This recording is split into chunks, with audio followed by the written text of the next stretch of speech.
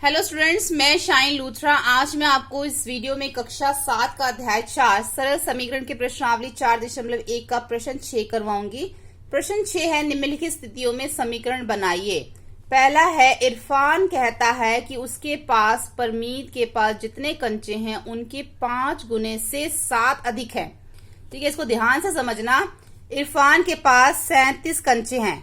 इरफान कहता है कि उसके पास परमीत के पास जितने कंचे हैं, अब परमीत के पास कितने कंचे नहीं पता, इसको एक्स मान लो कि परमीत के पास जितने कंचे हैं उनके 5 गुने से, यानी कि गुणा 5 से 7 अधिक, यानी कि अधिक 7 जमा इरफान के पास कितने कंचे हैं, 37 कंचे हैं।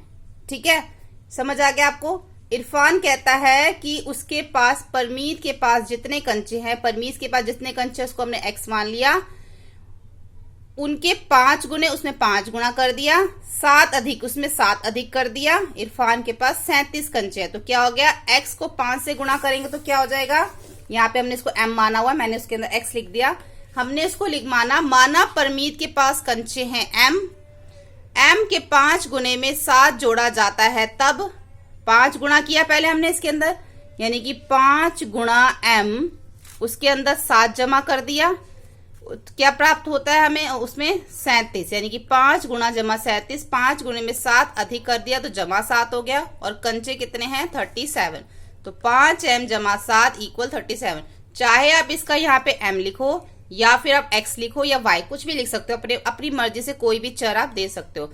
मतलब ये कि आपको समझ में आना चाहिए कि क्वेश्चन में क्या कह रहे हैं। ठीक है, सेकंड है इसका, इसमें लक्ष्मी के पिता की आयु 49 वर्ष है, उसकी आयु लड़की की आयु के 3 गुने से 4 वर्ष अधिक है।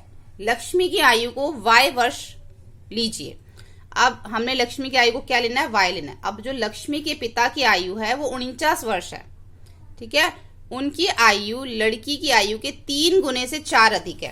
तो पहले हमने माना लक्ष्मी की आयु कितनी है, y वर्ष, y के 3 गुने में 4 जोड़ा जाए, क्योंकि क्या बोला था, लड़की की आयु के 3 गुने में 4 जोड़ा जाए।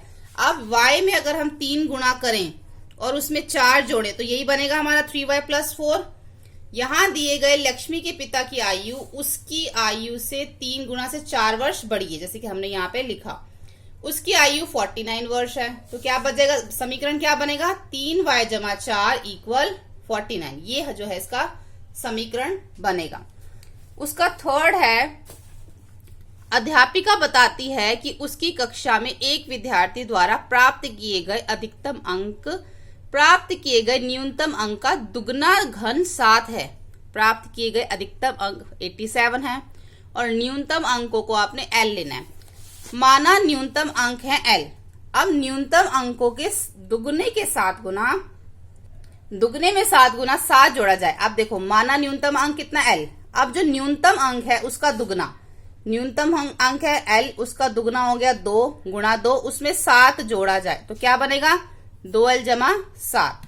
अब है आगे, यहां दिए गए न्यूनतम अंकों में 7 जोड़ा जाए तब अधिकतम अंक प्राप्त होता है 87। देखो यहां पर हमने जब इसको 2L जमा 7 किया तो हमें क्या प्राप्त होता है, 87। अधिकतम अंक हमें क्या दे रखा है, 87। तो यहाँ पे जो समीकरण बनेगा 2L + 7 इक्वल 87, क्योंकि उन्होंने हमें क्या बोला था, अध्यापिका बताती है कि उसकी कक्षा के विद्यार्थियों द्वारा प्राप्त किए गए अधिकतम अंक प्राप्त किए गए न्यूनतम अंक का घन 7 है। न्यूनतम अंक कितना है L, उसका 2 गुना हो गया 2, उसका इस पे हमने क्या प्लस किया 7, और जो अधिकतम अंक है वो कितने हैं, इक्वल हो गया हमारा 87। ठीक है, यानी कि 2L + 7 इक्वल 87। अब है, एक समद्विभाजक त्रिभुज में शीर्ष कोण प्रत्येक आधार कोण का दुगना है। मान लीजिए प्रत्येक आधार कोण 20 डिग्री है। याद रखिए कि त्रिभुज के तीनों कोणों का योग 180 डिग्री होता है, यानी कि ये एक त्रिभुज है तो जो इसके तीनों कोण हैं अगर हम इनको प्लस करें तो 180 डिग्री आता है। ठीक है, जैसे कि यहाँ पे लिखा है कि मान लीजिए प्रत्येक कोण 20 डिग्री है। अब ये प्रत्येक कोण जो है वो 20 डिग्री है। अब समद्विभाजक त्रिभुज में समद्विभाजक, सबसे पहले देखते हैं समद्विभाजक त्रिभुज कौन सा होता है, जिसकी दो साइड बराबर होती है।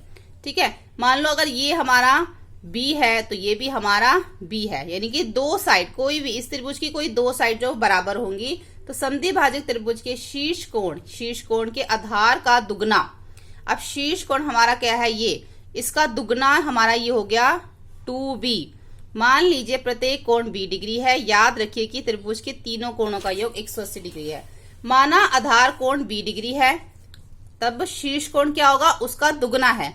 ठीक है, हमारा जो ये आधार कोण है, ये जो नीचे वाला है, ये हमारा है B, ये भी हमारा है B, और इसका जो शीर्ष कोण है, शीर्ष कोण कौन सा है, ये वाला, आधार कोण का दुगना है, तो ये हमारा हो जाएगा 2B डिग्री।